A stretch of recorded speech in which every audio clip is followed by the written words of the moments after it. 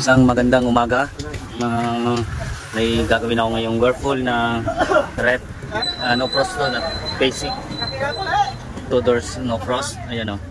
Ang ano niya, findings nito is yung problema nito, gumagana pero walang lamig. So iyan ko lang siya, individual ko muna. Individual ko muna para malaman kung saan yung leak niya. So ayan, baklasin muna yung baklas na yung likod. Tuloy lang natin to para malaman kung saan yung leak. Ayun, may ano.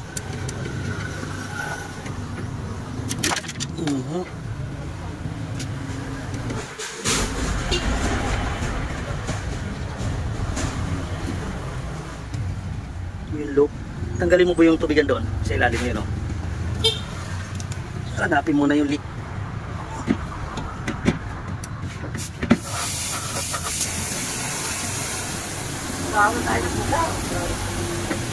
So yung may priyong pa naman siya pero konti na lang.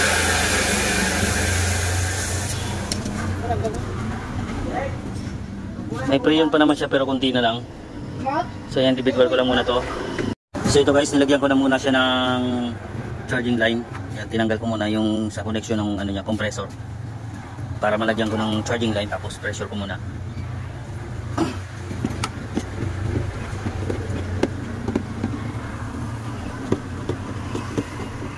Lipat mo ba yung ano? So ayan, nagka-pressure na muna yan. Nangin lang natin kung alin ang gagalaw pa pag binabara natin ang pressure to. Kung low side niya ba o high side. So ayan yung high side, babarang ko muna ng 15 bars. Tapos ito 120. So ayan. Tignan natin kung alin ang gagalaw dito. Ayan. Sandali lang po yung kontaktik muna dito baka mabasa. So ayan, check muna natin ng sabon kung may leak ba. Mga fittings, yung pinaghinangan. Yung sa capillary pad ko, dulo, ayun yung maliit. Ayan.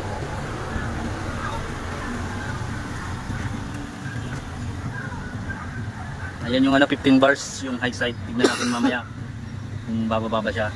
Baka duda ko nito yung condenser niya sa loob.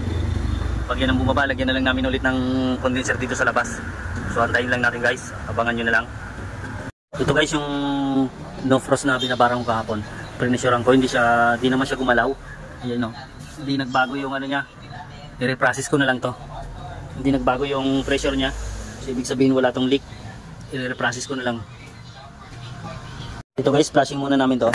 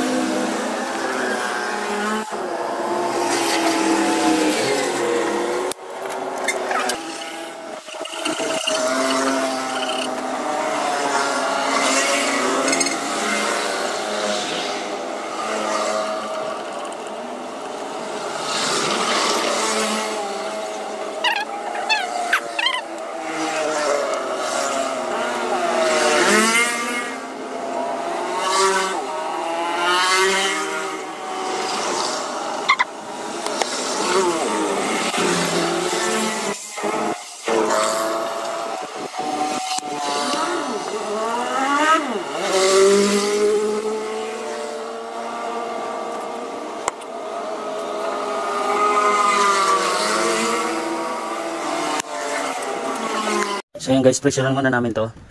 Ayan o. Tapos sabunin muna yung mga ano niya, mga pinaghinangan para malaman kung may leak pa ba siya. Pati doon po sa may mga kalakalawang. So yan. Pressurean muna namin to, babaran muna namin. Para pagkawag din na siya gumalaw, vacuum na lang namin to para ma-reprocess na lang. So yan guys, di na bumaba, vacuum ko na lang to. Release ko lang tong hangin niya, pressure niya.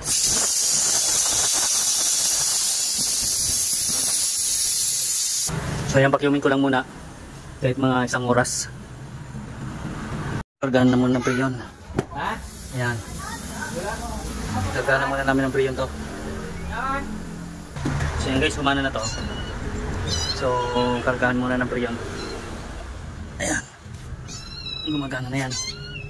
Isuli lang natin tong charging, itong ano niya, filter, dryer.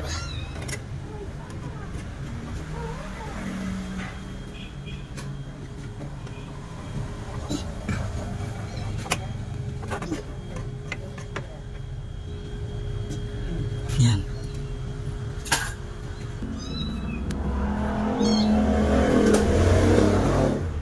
So ayan, kakarga na yan. Dagdagan lang natin.